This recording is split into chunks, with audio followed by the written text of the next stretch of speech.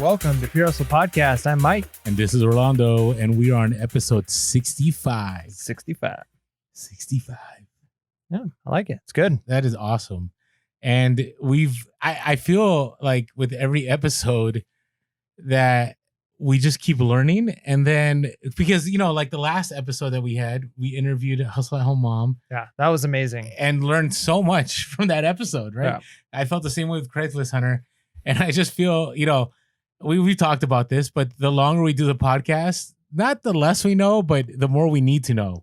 Yeah, or the more you realize you don't know. And that's a good place to be. Just because I think mediocrity, like there's some kind of quote that's something to the effect of mediocrity is like the enemy of success. Is your quote of the week? Sure. Boom. Okay. Pound it out. Right. Like, and it's so, and not saying like any of our listeners or we at any point are just mediocre with how we do things, but it's easy to get stuck in a routine and not grow. And to be honest, today's topic is one that's going to challenge me a little bit because it's not something I'm great at. Okay. But I don't think it's the topic. I don't think it's that difficult. Or maybe I just say that out of ignorance too. But I think it seems overwhelming. So when you use the word network, right? A lot of people that's just natural to them, right? They're the person that can work a room. Yeah, you're a networker. Yeah, but it took, I guess moving past my inhibitions, right? And realizing that what do I have to lose?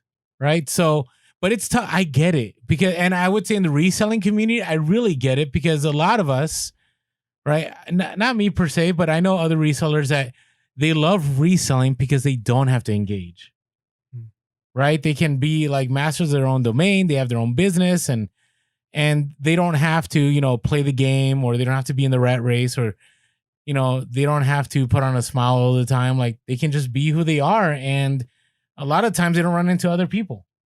Right? So networking is tough, but I wanted to share this. Have you noticed our DMs? We get some questions about networking, right? What's one of the biggest questions we get? Putting you on the spot right now. Well, I mean, one of the ones, and we talk about a lot, is do you share your reseller? And if so, how? How do you share your reseller? Okay, so that's one of them. And actually, was that episode 8? Mm-hmm. I mean, we talked about it. So if you go back to our episodes, we have a whole episode dedicated to sharing. We'll probably do another one just because, there's kind of some nuances that we've learned along the way. But on this one, I wanted us to discuss, I titled it How to Network to Level Up, because I really believe networking is the key to level up your reselling game. I think it's doable without it, but I think this will fast track you to it. Yeah, no, I believe it, especially when it comes to even buying stuff, right? So it's easy to source at garage sales and thrift stores and get occasional little finds here and there, enough to sustain you. But, some of the resellers that I really admire and kind of look up to and kind of watch what it is they're doing, some of the things I've seen is they make contacts with, for instance, one I saw made a contact with several boutiques and made like, here items that I'm looking for. Mm-hmm. And if you get these items, I will buy them like in bulk from you, like immediately. You don't have to put them on your shelf, or if they've been on your shelf for too long, and they make those connections with those store owners or whatever. And when those items come in, they get them. And so they're getting constant stuff without even having to go out and source. Agreed. And again, they had to step out of their comfort zone. And you're talking to a boutique, right? To me, that would be totally out of my comfort zone, right? But that individual is willing to do it, and it helped. Sorry about that. I saw that grin of yours because you got an eBay notification. I know, but it was not planned. I know. It went off on the live that we did right before this, and then they followed up with payment, so it was nice. But okay, let's get back to where we're at. Don't you love organic? We should edit that out. No, we're not going to. It's all good. It's real life. We're real. If I had $1 for every time Orlando said we should edit that, I think there's a lot that we could edit, but it's part of being real, so we're good with that. You could just put your phone on silent. Yeah, you're right. And I thought I did. Okay. So let's get back to this. So what I thought we should kind of break this down into 3 sections, right? And by the way, what else do we do on these episodes?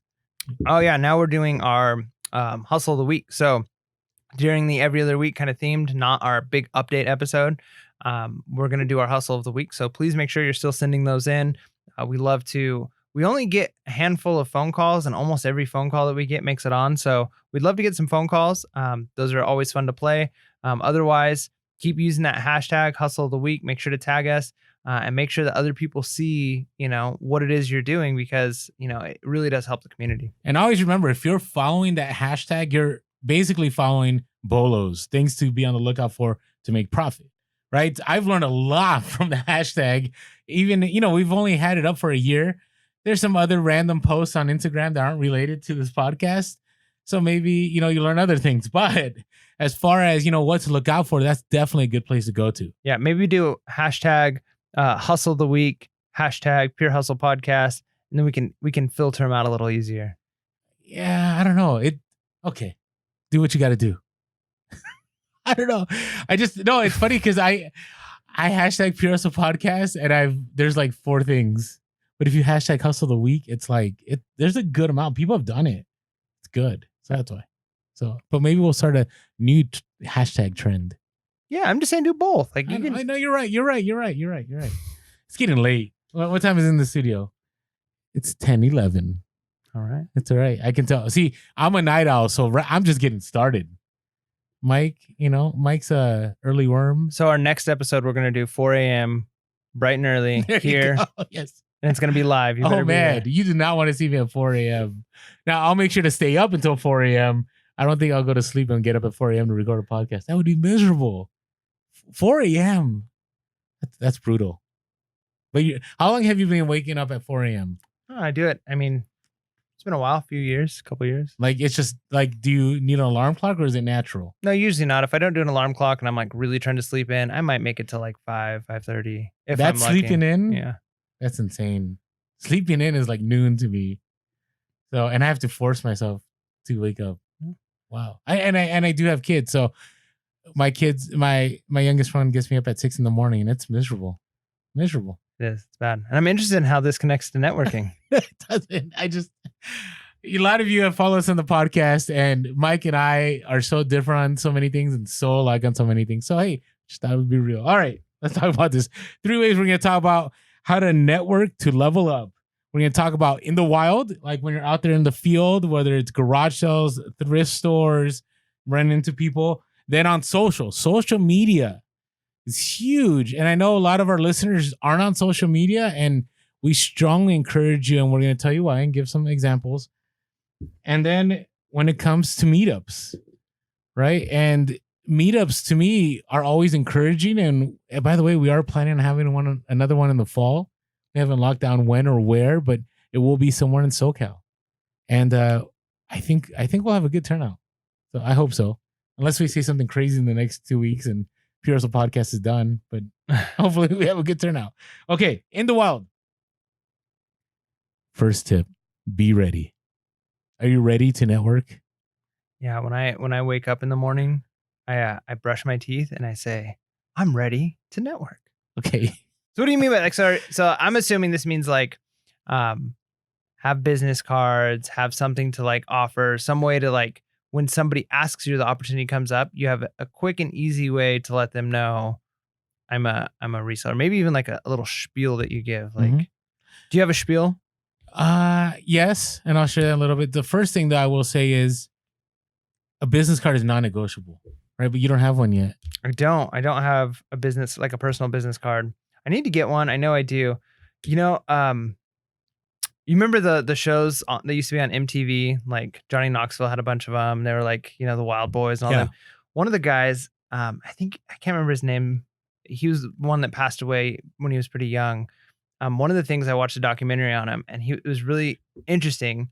He was like very eccentric, and he had lots of different things that he was like into, and he had a business card for all of them. So like if he like worked on like did some plumbing for somebody, he made a business card as if he was like a plumber, or like if he researched something on like astro engineering, he'd make a business card, and he had all these business cards. And in any conversation that he had with people, he'd be like, "Oh yeah, I do that," and he'd hand him a business card for it. Like that's pretty interesting. But like, that's can you genius. imagine? I mean, we have 2 different business cards. We have our Pure Hustle Podcast business cards, right? That we shared with people at eBay Open. But we're not going to share our Pure Hustle Podcast business cards at the garage sale, right? I do think we should start. I can't tell you how many times I'm at like thrift stores and we see other resellers that's one area where I feel like when we're on the podcast, when we're on social media, we're all about like sharing and developing a connecting. community. But then like when I feel like a lot of times, unless it's a listener, I've met listeners out in the wild, out at thrift stores, and that's always a great experience, right? Like talking to them and stuff. But other times it's almost just like, you meet the eye contact, you don't want to talk to each other. When it's like, why not? Like, hey, I've got a podcast. Like, do you resell? Like, why do we not like build a community? I've been like doing that. You haven't been doing that? No, I don't. I do it all the time. Do you give them PRS podcast? Yeah. Huh. Yeah. I mean, we just got the business cards, but even before that, I would say, hey, follow us on Instagram, and they take out their phone and I'm like, this is who we are. And then they would start following us. Huh. Because to me, yes, it is competition, but again, we're in different fields. For the most part, there's two guys, and I'll talk about this out in the wild too, is another part. There's two guys that actually this last community sale, I kept running into them. But it was fine because at the community sale, they source different items that I would source. And what ended up happening is I learned some things from them. They learned from me, and it helped me level up my reselling game. It didn't hurt it, right? We've actually sourced, I think, 2 or 3 Goodwills at the same time and ended up with different items at the register, right? That's one of the things. So a lot of you have asked us on DMs, what do you include in the business card? So there's different perspectives on this. If you watch American Pickers, that flyer they give out. I've seen the show, but I'm not sure what the flyer. So they give a flyer and they're like, hey, these are things we're looking for, right? So that's one way to approach it. I don't do it that way because I feel like it limits you. So if you want to limit it, you don't. You've got like a specific niche that you're in. Yeah, you can do it that way. I'm willing to sell anything that'll make a profit, and I'm always willing to learn. So I don't put that. I don't put my eBay store name or my Posh store or my Mercari or any of that, which I don't really do Mercari. But I did get a Posh sale though. Yeah. My first one. How was shipping? We'll talk about that in the next podcast. All but right.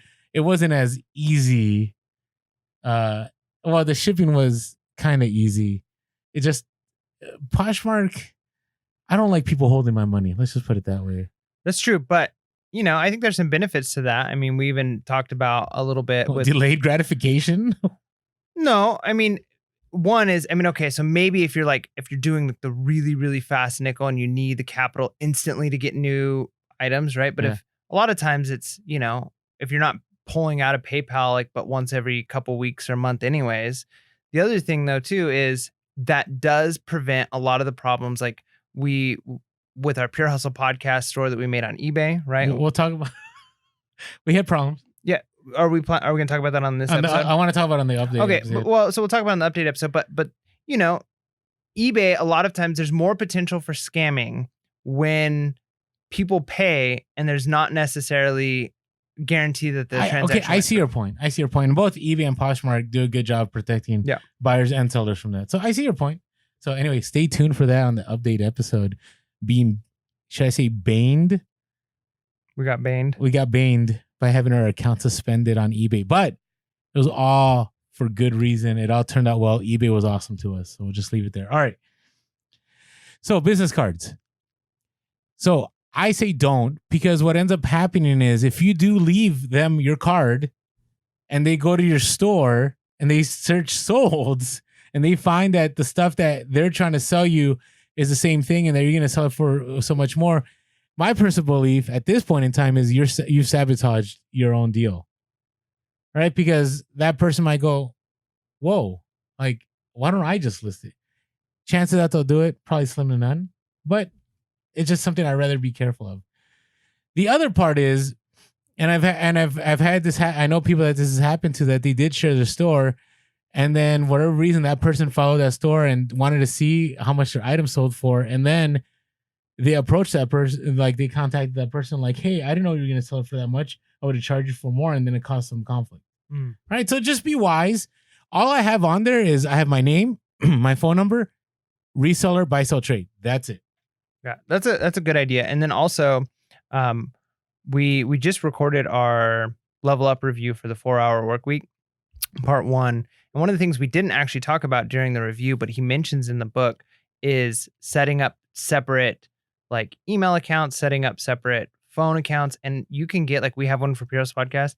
If you've got an email account through Gmail, you can get a free phone number through Gmail, right? So instead of giving your personal phone number out, You can set up a Gmail, phone, Google Voice, and you'll get the messages, you'll get the alerts. You can access it on your phone just like it's yours. You can set your phone up so your phone will ring just like it's, or you can have it set up where it goes to the voicemail and then you can answer it later. And that's a nice way of doing it because then you don't have to worry about giving out personal number to strangers. Free, right? Google Voice, you're not paying a penny for it. So that's an option too. So your name, use maybe a separate reselling email address that you can create. Again, they're free, and a separate phone number that it's free to make, and consistently use it as opposed to just giving out personal information, which you might be a little bit more hesitant. Now you can set up that Google text too, right? Mhm. So it'll go directly to you at the moment it happens. Yeah. Yep. Okay, so that's important because let's say somebody's contacting you, right? You give them your business card, and I've had this happen multiple times. It's kind of like dating. Like if you text somebody, Here we go.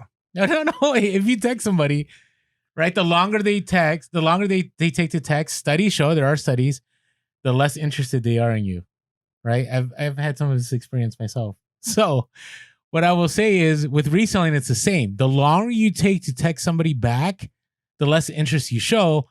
And maybe they might change their mind, or maybe they may become busy. But if you're on it and you're instant, you're like, hey, you know what? I'm all for it. I can show up ASAP. I'll be there. That's when it's time to strike. I will say my biggest deals have come from me being right away on the text. And they most likely, and this has happened, I think, pretty much every time, they will say, I'm available now. That's why I shot you the text. Come on over. Right. And sometimes I've had to drive an hour and a half, but it's been well worth it. So just be ready. Okay. This is what I mean. Be ready. And if you're not ready, then, obviously figure out a way to hold that merchandise, in a way that, hey, can we talk about prices over the phone, which I don't advise, but somehow where that, the seller on the other side is not hooked, but is, you're going to be the sole person they're going to sell to. Did you say you put buy, sell, trade on your business card? Yes. Do you trade? No, I don't. Not at all. Zero. It's just like the phrase. I buy, just sell, thought trade. I buy and sell. I don't know. I just thought I put trade in there. I've never. Has anybody even said like, will you trade? I've had people want to barter with me. I won't barter. I hate trades. Like I know on like Craigslist or Facebook Marketplace when people are like, I'm selling something and they're like, will you accept a Xbox? And it's like, I'm not looking for it. Why would I'm trying to sell speakers. Why would I want an Xbox? No, I know. Like, or the best ones we get in San Diego are like, hey, I'm willing to trade for a tattoo. I get those all the time. And I'm like, I don't want a tattoo. Like I don't tattoo has no ROI. I mean, it might have ROI, but at this moment in my life, it has no ROI for me. Well, not even just that, but man, tattoos are one of those things where I would want to make sure like I know the artist and I know their work. Like, I'm not going to just somebody who's like, I could do a tattoo. Be like, how many Yelp reviews do you have? I know. All right. So be ready, right? Be ready to roll. Be ready to have your business cards. Be ready to have the conversation. The next part, always be friendly and positive. I know this is common sense, but I want to emphasize always. Yeah, that's huge. Like face to face, it's probably even bigger. But like one thing I learned, I used to work at a call center, and something I learned really quickly at the call center is when you're smiling while you're talking on the phone, people hear it. Really? Right? 100%. So wow. So even if a customer is upset, if you force yourself to smile and you talk to them like, I love Mike's smile right now. And you're like, you're watching if you're listening to podcasts, you would catch us on YouTube. Hey, how's it going? Good morning. And if you're smiling, it comes through on the voice, right? So even if you're talking to somebody over the phone, you're networking that way, be happy. Like even if you've got like one of the things that I know I struggle with sometimes, even with this, like being friendly and positive, a lot of times I can kind of, I don't want to say put on the mask, but like I can, even if there's rough things happening in life, I can be upbeat around other people. But sometimes life can just be like, you're so overwhelmed with pressures and stress and you're sourcing and you're trying to go quick. And it's easier just to be like short with people. But if networking is as important as it seems to be, it's one of those things where like, no matter how bad things are, like if it's like, I don't know how I'm going to make it the next week and this is falling apart, separate that from the moment. If there's nothing you can do about it in the moment, and genuinely try and be happy when you're talking to people, because it makes a difference. When you're happy and positive, and when you're happy around other people, people want to be like, they want to be happy with you. Mhm. If you're like smiling and talking to somebody, even if they're bummed out, like I've known people like this. I have a couple friends who are like this, always like super, almost over the top positive, where it's almost a little annoying, but it's really hard to be down when you're around them. Yeah, Right? agreed. You're right. And so when you're at the garage sale, when you're at the thrift store, always go out of your way to say hi, good morning, how are you doing? Those of you that follow us on Instagram, you'll see us at garage sales. We always go, hey, how's it going? Oh, I must have missed the crowd, or how man, it's hot outside. Like whatever way you can break the ice and break that conversation, you're instantly separating yourself from everybody else that's there. Yeah, and let us know some of your like. Put in the comments below if you're watching us on What's YouTube. your line? Yeah, what's your line? Like one of the ones I like to use, especially because I like to be really, really early to garage sales, is something like, "Oh man, so glad I got my coffee," or "Have you had your coffee yet?" Something like that, where it's like you kind of humanize the situation, right? Mhm. It's now you've got something to say with them, or if you get there a little early and some other people were there first, like kind of be like, "Wow, man, people really show up early to this stuff, huh?" And then now you've kind of connected with them of like, "Man, these crazy people showing up early." Even though you're one of them, but like they don't see you as one of them. So there's some interesting things you can do. So yeah, let us know down in the comments what's the line you use to kind of break the ice at a garage sale. And the reason we say that is because the transition to try to, get a better deal on an item, or, as here's somebody just shared with us actually on the IG Live where they're at a yard sale and they had let the person know they're a reseller and they're like, oh, wait, I got more stuff in my house. And they came out with some Gucci and Prada stuff. It's the same scenario. Like it's easier to have that conversation when you've already broken the ice instead of just cold coming to somebody and going, hey, do you have any more? Like it's just awkward. You want to break that. See, Mike knows. Mike talks like he's inexperienced, but networking is Mike can do it. Yeah, no, He's done it. it's true. I do. One of the things that I think is kind of important. I've learned this along the way. Years like of experience have kind of shown me. I'm an introvert. Like I know I'm introverted, and it took me a while to learn that there's a difference between like being helplessly shy and being introverted. And being an introvert, which I'm sure probably at least 50% of our listeners are, maybe more, because like you said, this is a field, a career some people go into because, they don't want the pressure of having to be Mhm. around a lot of people all the time. Um, Being introverted, one, there's nothing wrong with you. Like, in fact, some of the often the most successful, like business owners and certain people, like, are introverts, right? Extroverts have a lot of benefits in some areas. Networking comes really easy to them. Introverts think through things a lot of times in different ways and come up with different solutions. So there's nothing wrong with being introverted. And the other thing is, it doesn't mean you can't do well around people. What it means is you need to take time at some point every day or every week or whatever where you are alone so you can re-energize. But it doesn't mean that you can't do well around other people. You can, it's just draining. So make sure, like for me, eBay Open, I had so much fun. I loved it. I love meeting everybody. But when I'm around lots of people, it drains my energy. Some people it energizes. So knowing that I have to take time, I'm going to wake up early and I'm going to go to the gym, or I'm going to go to bed a little later. I'm going to spend some time reading a book that I want to read, right? That way I'm energized. So when I'm around people, I'm good to go, knowing that it's going to drain some of that energy. So if you're introverted like me, um, you can do it. Just make sure that you say, I'm okay stepping outside of my comfort zone, talking to people, smiling and being the life of the party temporarily, knowing that I can put that away and be by myself and recharge. Agreed. I think it's a great point. So always be positive. Always be willing to smile. Even if the deal doesn't, let's say you have a conversation, right? And they have other items, right? And for a reason, I've had this happen. Another reseller steps in at the garage sale, or maybe Ugh, that's the worst. I know you're trying to break a wholesale deal somewhere, and somebody steps in, and that seller goes with that individual. Still say positive, still say smiling, because I can't tell you how many times I've had people contact me and say, "Hey, so and so was supposed to come and pick it up. They didn't show up. I know you were still interested, and I felt that you really were in on getting these items. Come on by." Right? It worked out in the end. Okay. Now, the other part is you got to be straight up with your reseller. You got to be straight up with the dollars and cents. I think in my experience, and I know, and comment below, I could be wrong, but I would say most experienced resellers will say that they're able to go a lot further with brokering a deal. I keep saying brokering, with navigating a deal or making a deal happen by being clear about the dollars and cents. Right? I've had some, somebody offer me something at 50%, and I'd say, I think it's a great deal, but I got shipping fees, and I have storage fees, and I have other fees, and I gotta buy stuff at 25% to make profit. So if you're willing to make that deal, I can work with you. And Yeah. and maybe you put your number a little bit lower. Yeah, Right? I think that's good. I think because I'm not experienced with that aspect, I don't tell a lot of people while I'm out reselling that I'm a reseller. Um, because of that, all of my anecdotal experience is me making more profit by not telling people, but I'm probably making pennies compared to what I would be making if I were getting those connections and making bigger deals. So I recognize that.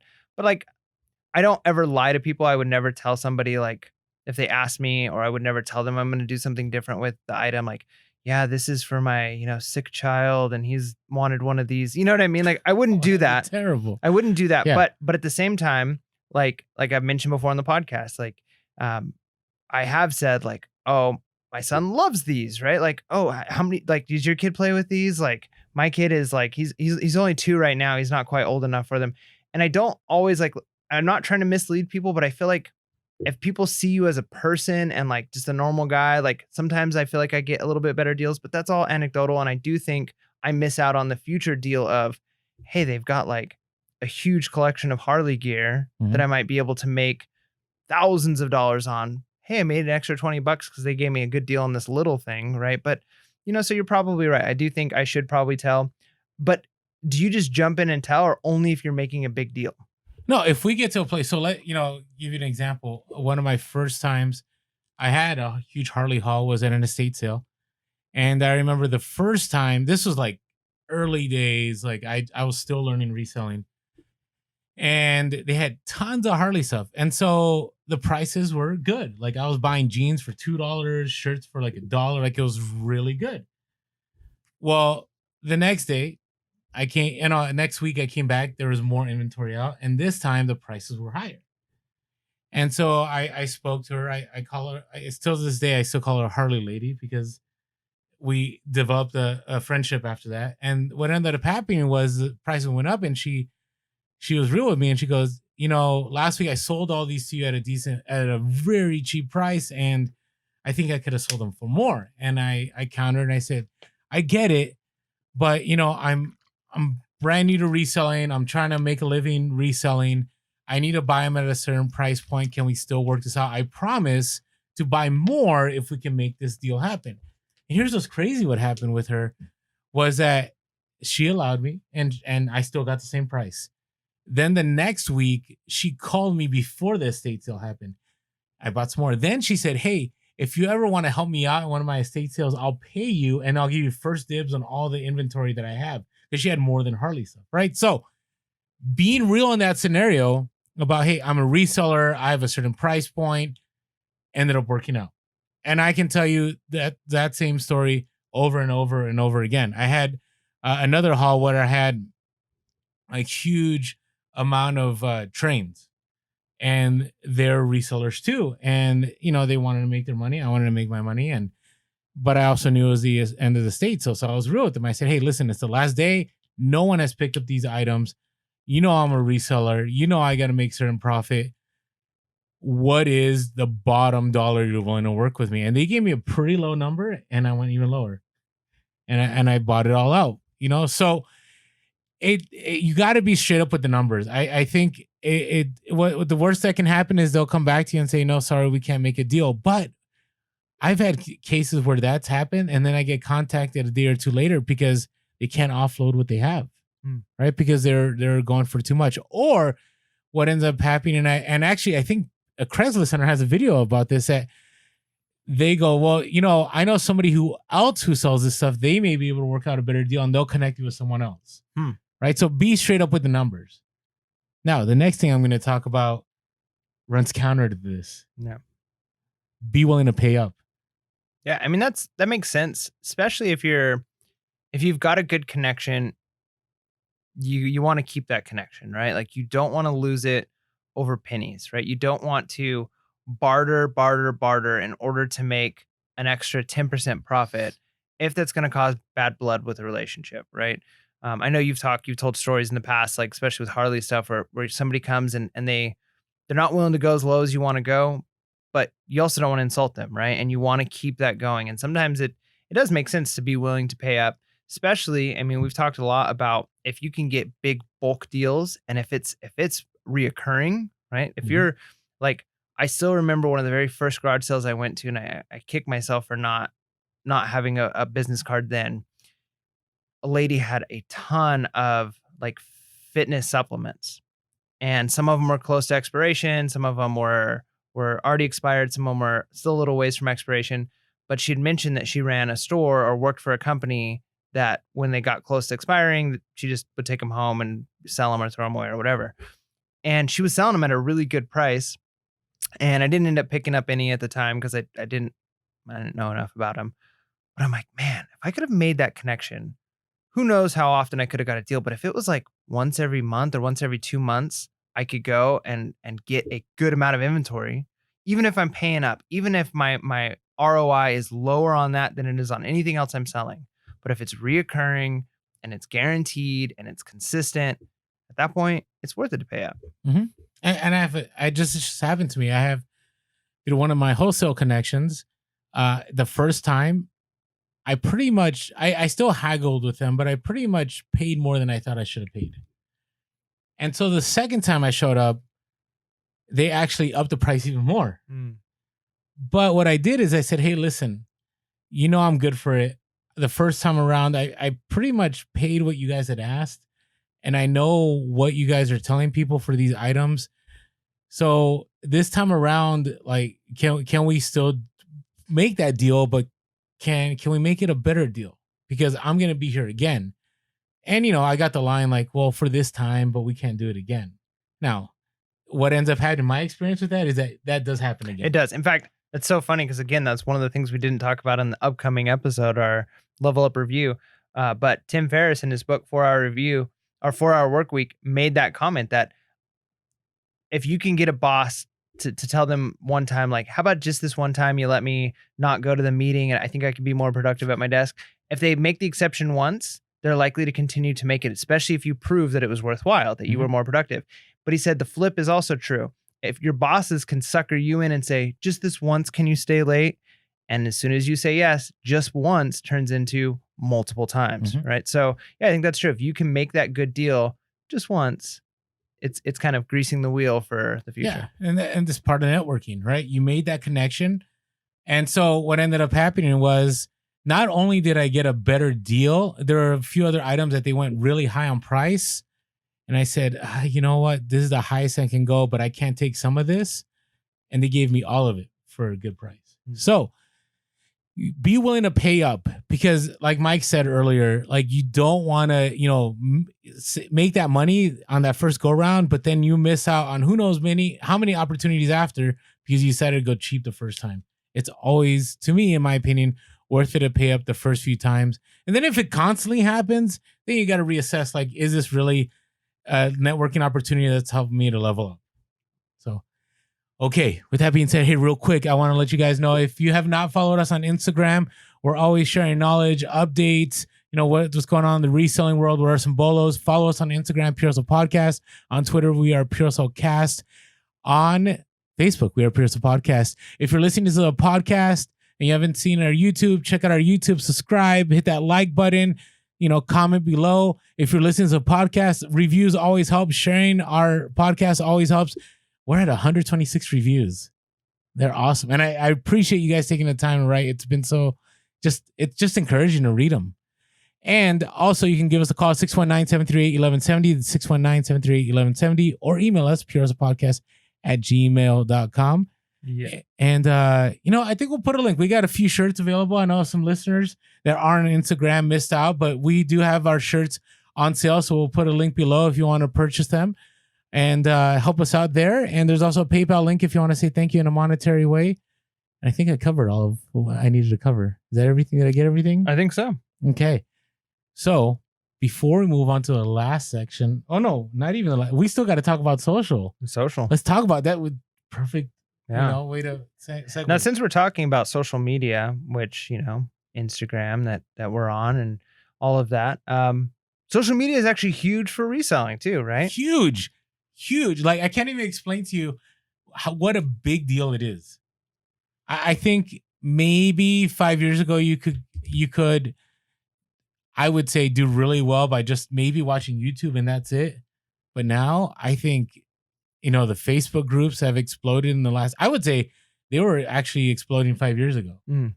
right? I mean, there's some Facebook groups of like 10,000, like massive, right? And the other part is Instagram. I think is the next, or maybe it has been the next level on social media as far as the reselling community. Yeah, it really is. One of the things that's neat about social media is it does multiple things. One, it's almost instantaneous, right? I remember haven't read a newspaper in a while because of social media. I still get good sources of news coming in. But you used to have to wait. You wait until a certain radio program came on. You waited until TV show, the news came on. You waited until the morning paper came out, and then you got your news. And then there was no dialogue in between, right? Mhm. Maybe amongst friends at the work table, you talk about what was going on in the news. Social media connects people instantly, Mhm. and it connects with what's going on in the reselling world, right? So, one, you're getting constant updates and information of what's going on. eBay changes, Amazon changes, Actually, one of the first Bolos. places you get information is on the social media platforms. Yeah, no, absolutely, 100% because it's so fast, and then it allows a dialogue, right? Which I think is so, kind of teachers have buzzwords, right? And like Web 2.0 was kind of like Oh a my goodness. buzzword for Yeah. a while, and there was a transition where at one point the internet was a place where you went to get information. Then a switch occurred where the internet then became a place where people were not just receiving information, but they were contributing information. And there was this constant like flow of information going back and forth. People were creating, people were consuming. And one of the things social media does so well is we can post something on Instagram, right? Here's what we happened with a customer. Then we get a comment, right? And somebody says like, "Oh, I had that same thing happen. Here was my result." And then somebody else comments on that and says, "Oh my goodness, thank you so much. Like that helps me with." And now one person's post now has 50 people responding on it, and all of those things are adding to the conversation. It's making it more in depth, and you know, there's the easy way of thinking of social media, right? Like just getting bolos. Like sometimes you can get that stuff. But man, there's so much that you learn from incredible people who are posting stuff that's like, man, I never thought of listing like that, or I never thought of doing that, or ask a question, like, especially if you're part of a group, right? Like ask the question, like, what do I do if a customer says this? People are gonna offer advice and it's extremely helpful. And it's a tool to network. I can't tell you how I was able to network with I went to eBay Open and it was weird because I see people that I've been, DMing on social media or been contacting us and you hug them as if you knew them for like a long time, Mhm. right? Was that a little awkward? Yeah, I mean it's Oh, it wasn't awkward, but it was like surreal. yeah, yeah, it's definitely surreal because yeah, it's hard to recognize sometimes to humanize the fact that you really are talking to a person, Mm-hmm. right?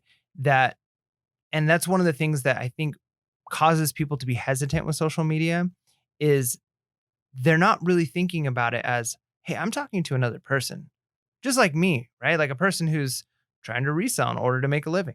And so when you connect it to like, hey, like this is a person, it can make it easier if you're a little hesitant to get on, right? Mm-hmm. It's not just a name. And it's especially sometimes you see like a person who's got like a lot of followers on Instagram or they've got a big, following on Facebook or something.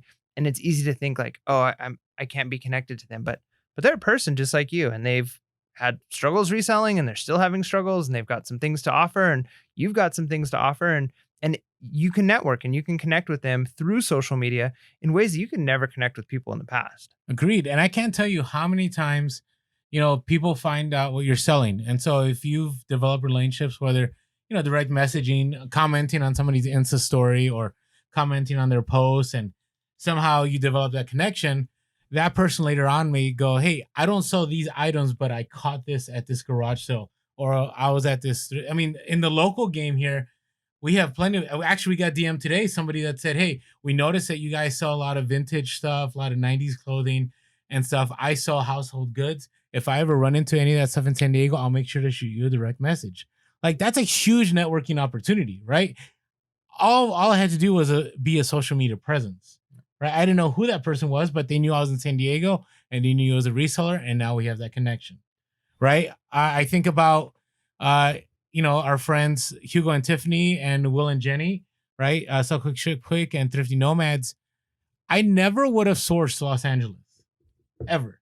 I mean, I've driven up to Temecula. I mean, I did source when Toys R Us shut down, but outside of that, never. And guess what?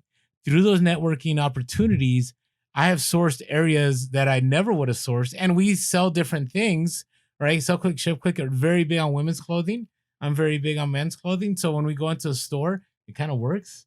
And those networking opportunities has allowed me to level up my game.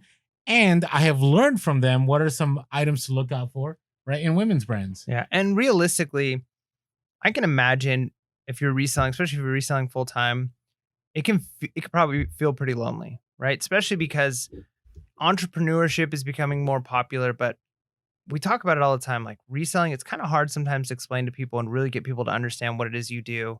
I mean, I've got a lot of friends who, I talk to them about the podcast or I talk to them about reselling, and they're kind of just like, oh, okay, okay. And it's hard to like be excited with them about something. Now I might share something else in common with them. Like, oh, you like this board game too? Like we could talk about that. But the cool thing with social media and networking with other resellers is there is an instant connection and you can find other like-minded people. Mhm. Like where else could you do that? Like it used to be like, I remember back when I was younger and I was into vintage audio, and some friends of mine who were way more into it, they would meet up, like they would go to actual meetups like twice a year, and they'd drive and there'd be like 30 other people that would come. They'd bring a bunch of stuff. They'd all get together. Or like imagine people do the same thing with like old vintage cars, right? And they get together in like parking lots. And there's something to be said being around people who are like-minded with you, right? It's really hard to do that all the time in person.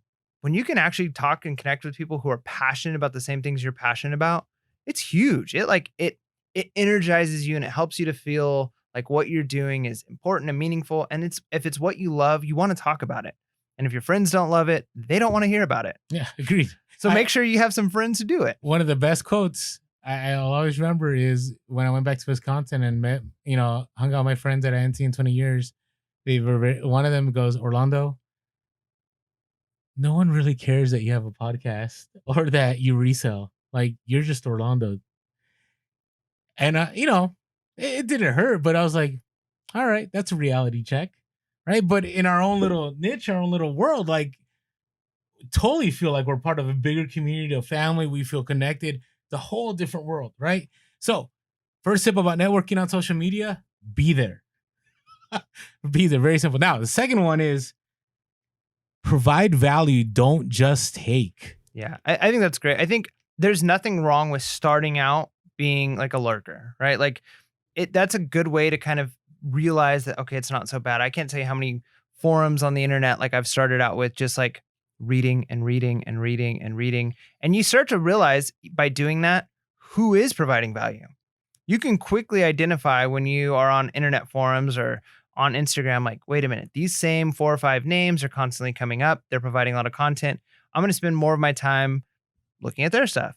And before long, you're learning things from them. And then you have stuff that you can start to contribute. And I think that's true. And one of the things that's scary, like I just think about it for me, like when I first started reselling, I knew nothing, right? Now I know a little bit more than nothing, but not a lot. And so it's easy for me to think like I've got nothing to contribute.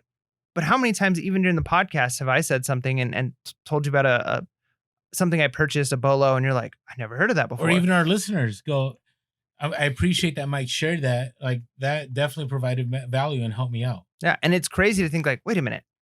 Like you sent me one time a hooked on phonics thing that you bought, right? And sold for money, right? Because I only picked it up because you. Right? Like it's so weird to think like, wait a minute, I had something that I could teach Orlando? Like that's so weird. And you have something too, right? If you're a veteran reseller, you've got a wealth of knowledge that the world needs to know, right? Like obviously don't divulge your deep, dark secrets that, trade secrets that are going to sink your business.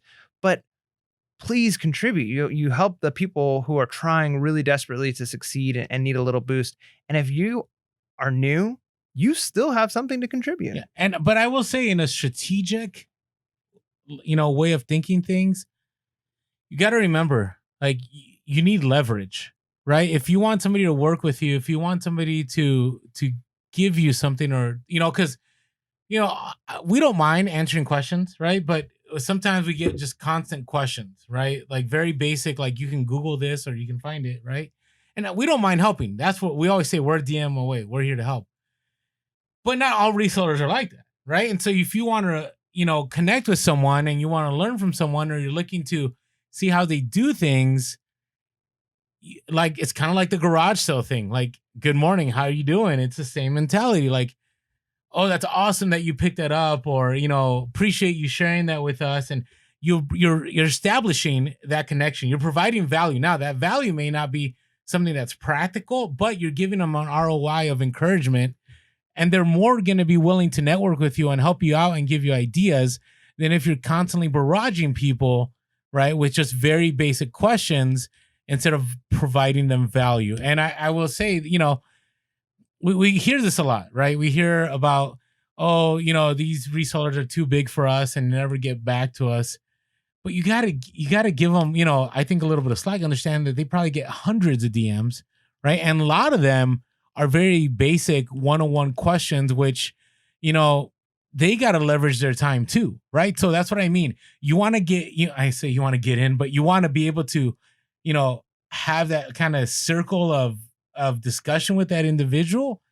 You got to provide value. You can't just keep taking. Yeah, and I think and we're a bad example of this. I think because, I'm That's not good to hear. well, I'm going off a little bit of what you said, but we're a bad example in the sense that we're not so big, right? Like, we're not so No, huge not that even close.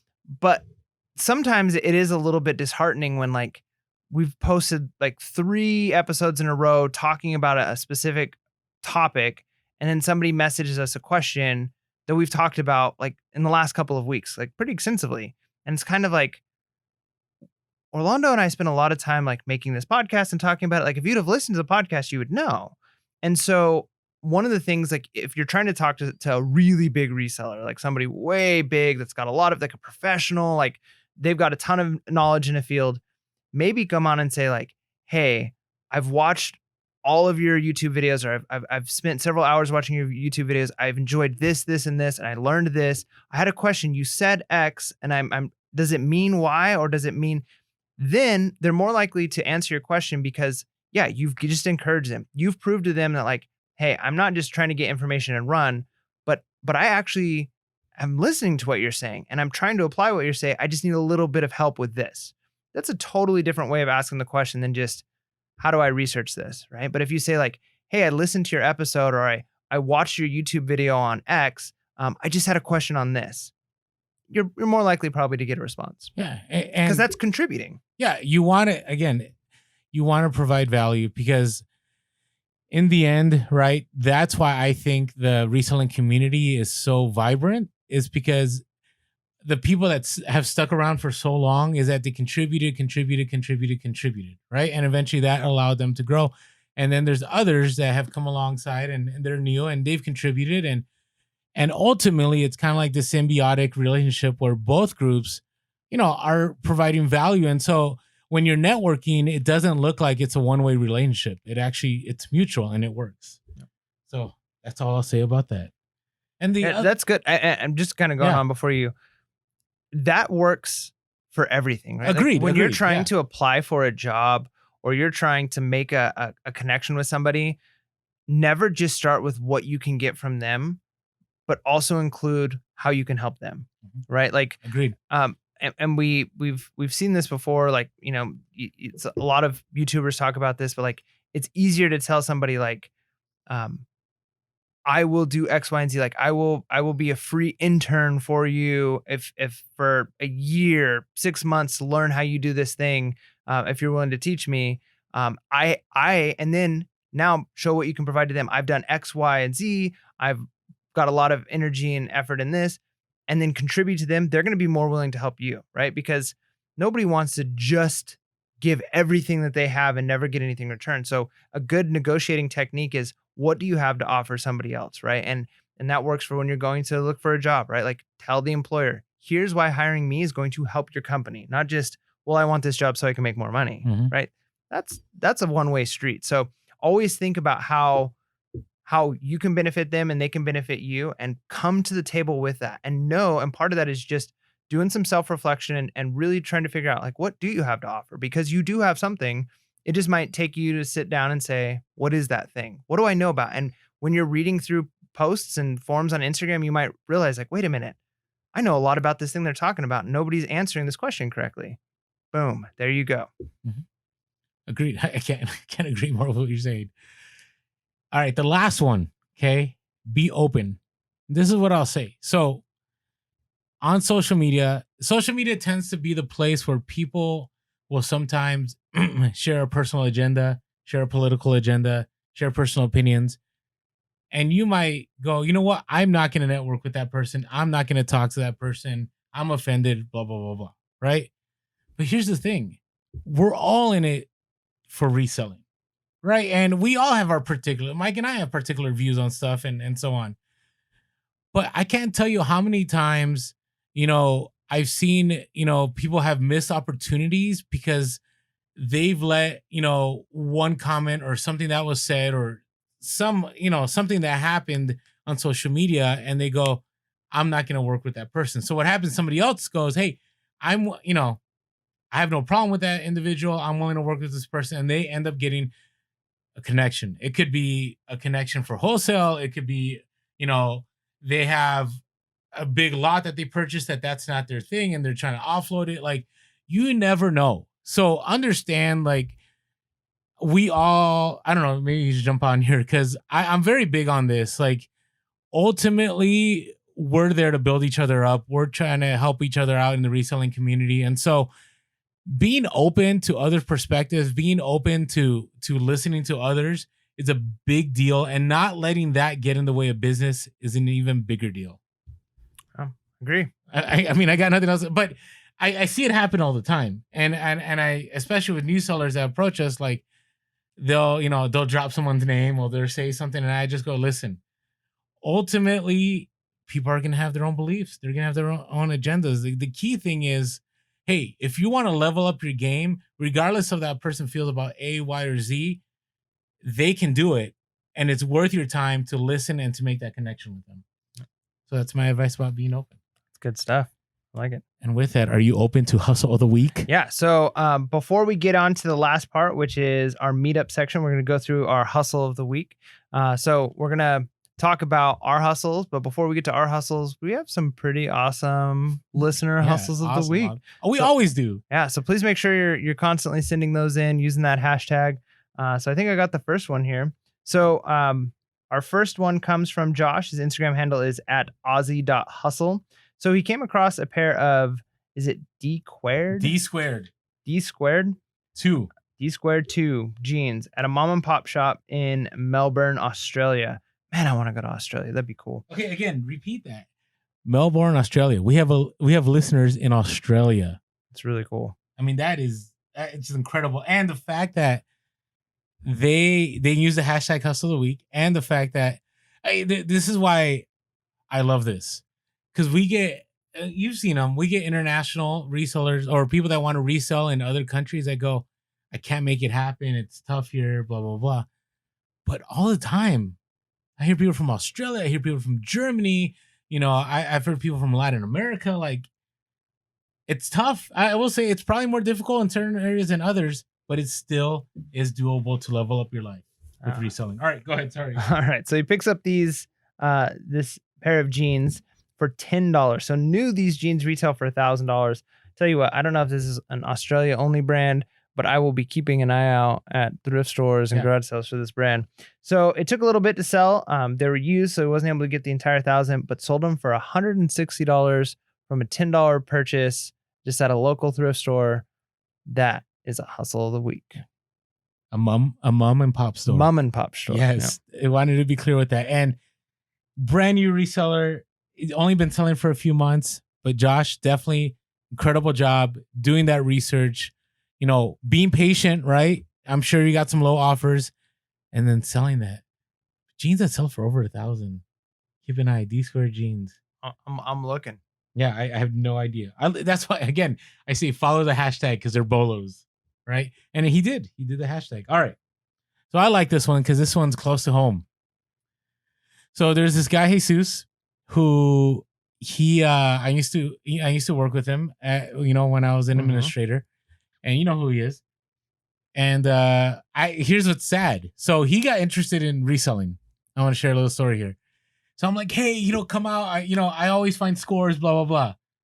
First time we go, community garage sale, all I picked up for the entire time was 7 Harley shirts. That is all. So I'm like, oh, he's totally like done with reselling. He's not going to do it. But Jesus saw that there was more to be done. So Jesus' IG handle is Stained by Red. And this is what he did. Now, we haven't have we shared this tip? The Nextdoor app? Have we talked about that? Okay. Do you know what the Nextdoor app is? Mm-mm. Okay, so the Nextdoor app is a neighborhood app. A lot of you out there probably know about it. But if you live in a certain, part of whatever town or whatever, you go to the Nextdoor app, you click on whatever neighborhood you're in, you put your name and your address and so on. And then within that community, it's kind of like Craigslist within an app. So there's like classifieds, there's like jobs, there's if you want to sell stuff, there's if you want to buy a home, if you want to rent, like within that app. So check it out. Nextdoor app. Not a sponsor. Not a sponsor. Not yet, at least. Now, I've used Nextdoor app too. I probably should have talked about this earlier.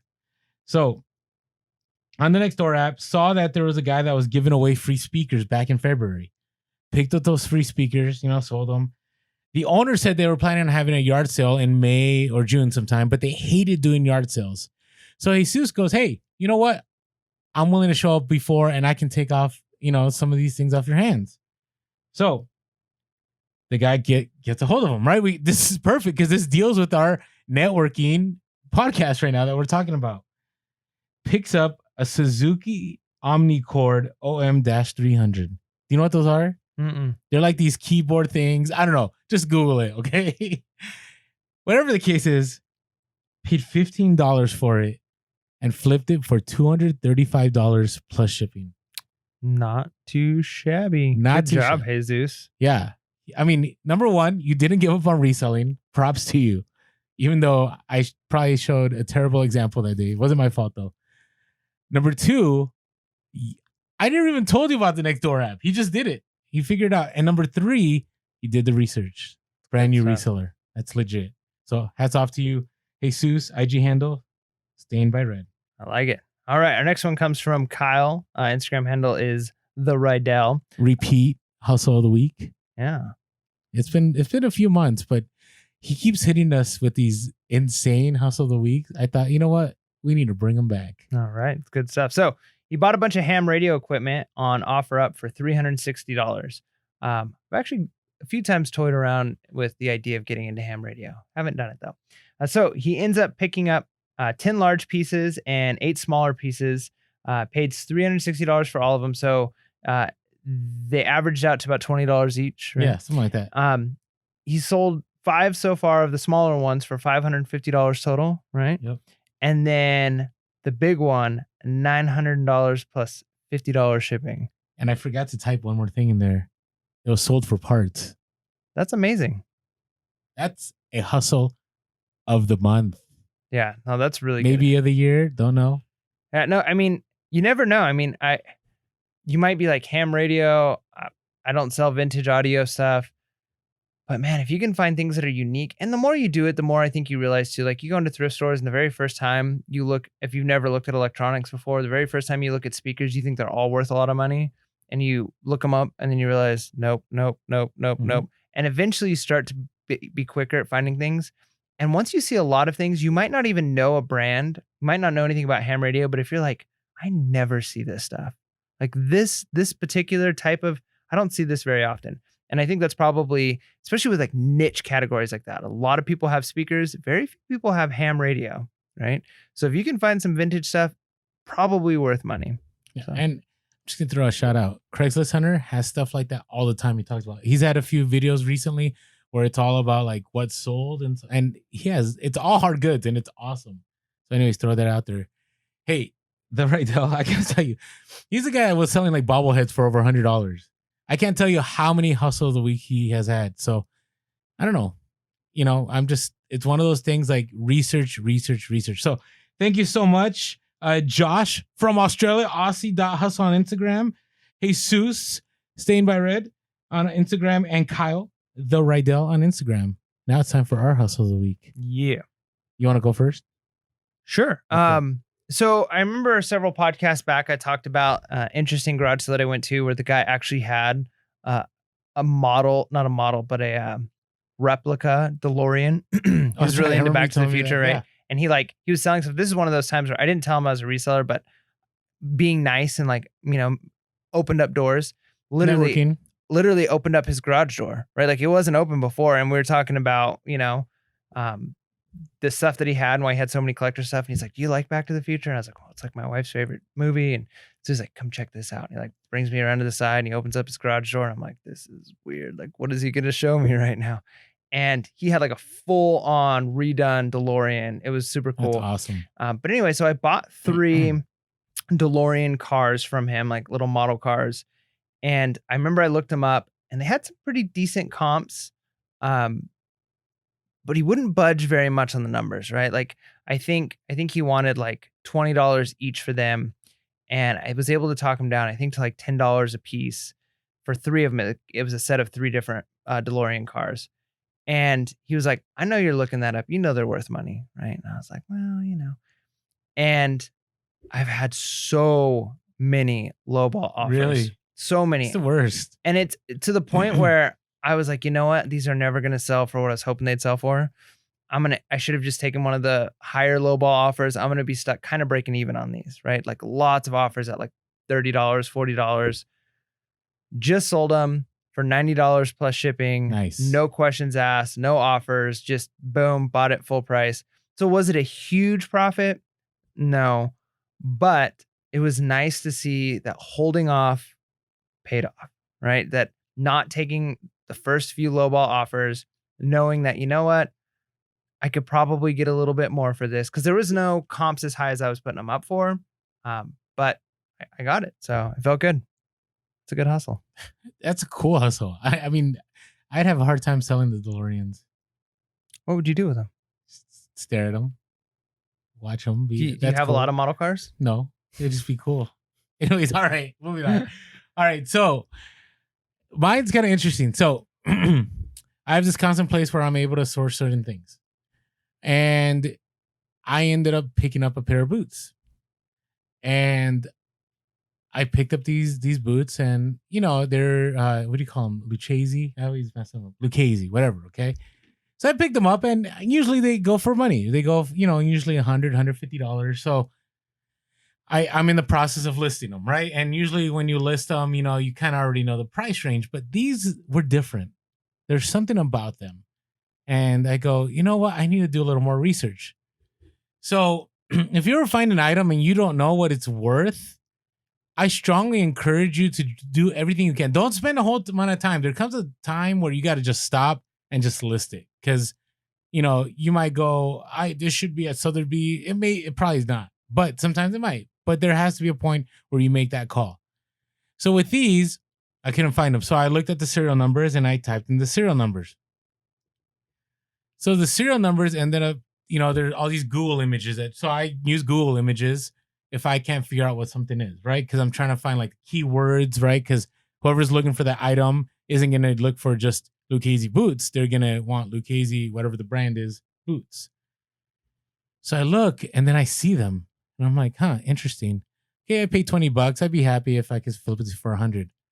I look and on the website, the Lucchese, please correct me. Do a little phonetic like sounds in the comments if I'm mispronouncing these.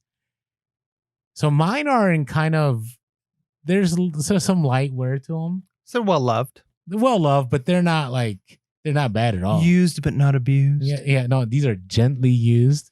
Okay. I look up the retail on these boots. $2,499 for new. For new. Okay. Directly from the company. Now, obviously things depreciate. But on cowboy boots that are like that high end, they don't depreciate much. That's been my experience. So that is my hustle of the week to be continued. So we're gonna see how much they sell for. Yeah, and if they ever do so, here's what I find: 3 years from now, we're gonna be like, so have those? that's what I mean, because it's so, think about it. Like, how many people are out there that are willing to drop $2,000 on a pair of cowboy boots? Yeah. Right? It has to be a certain buyer to buy it. So make sure to get rid of any price tag on the bottom of them. that is true. That did just happen to Mike. So you got an offer declined, right? Yeah. Oh, that's bad.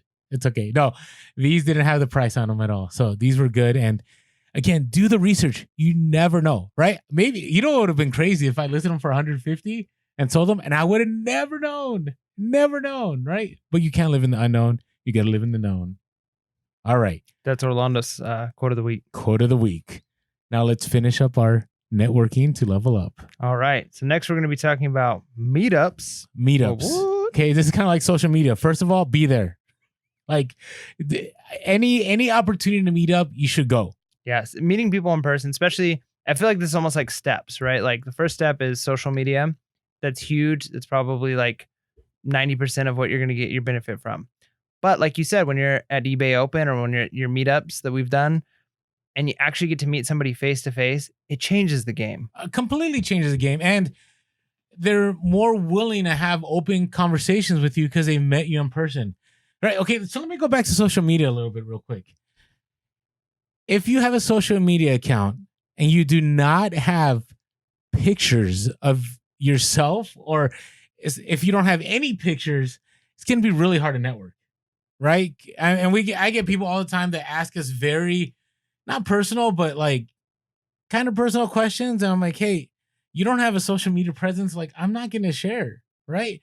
But if you do have a social media presence, people are more willing to open up to you. And it's the same thing at meetups, right? You develop that relationship online through social media. And then when you meet them in person, that's going to allow you to network even more. It's just going to take it to that next level, right? I feel like this is like eHarmony, right? We'll help you find your reselling match. Yeah, meet online, meet in person. It might be a match. All right, now. Resellersmatch.com. There you go. That's our new venture. Trademarked. All right, now, I will also say, when you go to these meetups, and this is common sense, listen more than you talk. What if everybody does that? Well, okay. Obviously, but here's what I enjoyed. Our Peterson podcast meetup, no one there was like, I make $100K a year, right? No one was like, oh, I got, no one was dropping numbers or like, this is what I sold. It was more like, hey, what do you do? What do you sell? And from that, I myself, you, others have said, number one, I felt so motivated. Number two, I learned about items that I never learned before.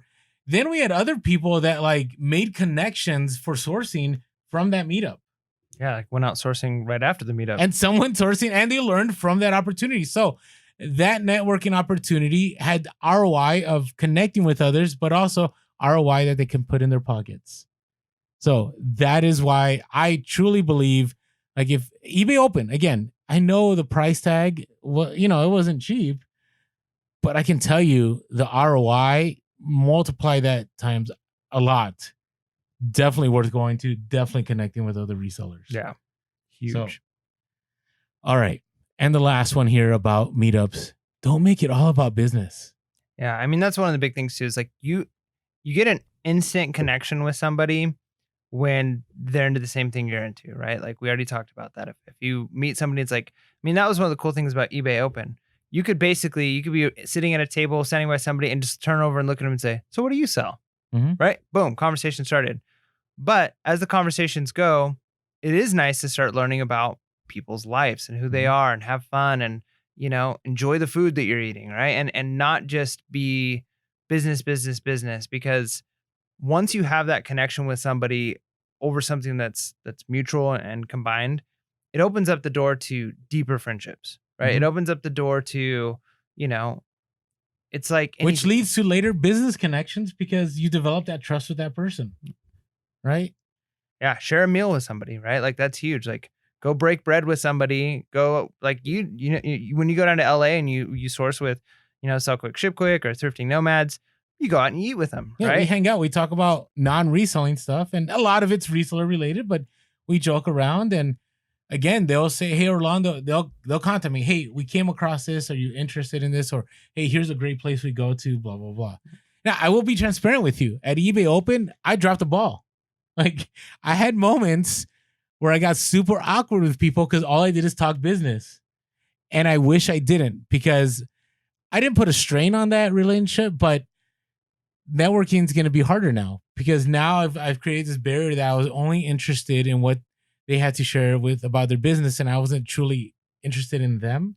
And so, I'm sorry, whoever it was out there, that who you are, and maybe you got that awkward feel from Orlando when you talk to them. I wasn't trying to be like that, but it happens sometimes because you get uncomfortable, and your go-to is, I'm only going to go to networking because I'm only going to go to business because I have nothing else to share with them. But asking questions is a lot easier, right? You don't have to necessarily talk about yourself. Just ask questions like, "Hey, how was life before you came out to eBay Open? Is there a lot that you have to catch up on? What's it going to look like when you get back?" Those are really easy questions to break that conversation. Yeah, and just like a tip when it comes to connecting with people, man, some of the people that I like the most, and sometimes it's not until a little bit after the conversation, because I'm really big on, like, we talked about me being introverted. I process stuff again multiple times, and I think, like, run through it again, and I realize, like, some of the people I like the most,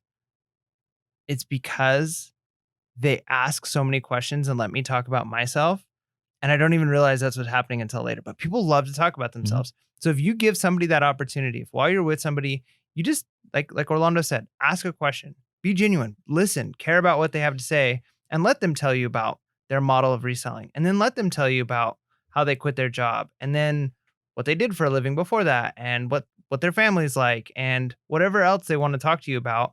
And be interested and ask them questions, and they're going to talk about themselves. People love to talk about themselves. And man, I find, like, the people, it's not until after a conversation they're like, "Man, there's something about that person. You know what? They were really interested in what I had to say." Mhm. And so, um, I think one of the reasons we're even bringing this up, because it's not like trying to teach you how to, talk to people. Like, that's not the case here, but it can feel weird. Like, I remember even when we went to our meetup, there's a certain feeling of awkwardness, Yep. right? Of like, what do we talk about? What do I say? And part of it is just take a deep breath, go to the meetup. If it's your first time going to a meetup, and just be willing to talk to people. Be willing to say, "You know what? I'm going to ask questions, and then they're probably going to ask me questions, and the conversations happen, and it's not as scary as you think it's going to be." It really isn't. And if you make them feel good and they make you feel good because you guys are all talking and sharing and growing together, then you get those lifelong connections that will up not just your reselling game potentially, but you got friends, and that's a big deal. Mhm. And again, I know we didn't cover everything, right? We had people on the live asking about, what about Walmart and what about thrift stores? Like, everything we shared is universal, right? It applies to all of these, right? I mean, maybe on the social media, you got to be careful with the store that shall not be named and so on. But all the others, from being ready to being friendly and positive, being straight up, providing value, like all the things we shared are universal, whether you're at a thrift store or at a garage sale or on social media or at a meetup. They all will help you network and level up your game. And with that being said, make sure to be real, Be relevant. and be reselling. And networking. Leads. Peace.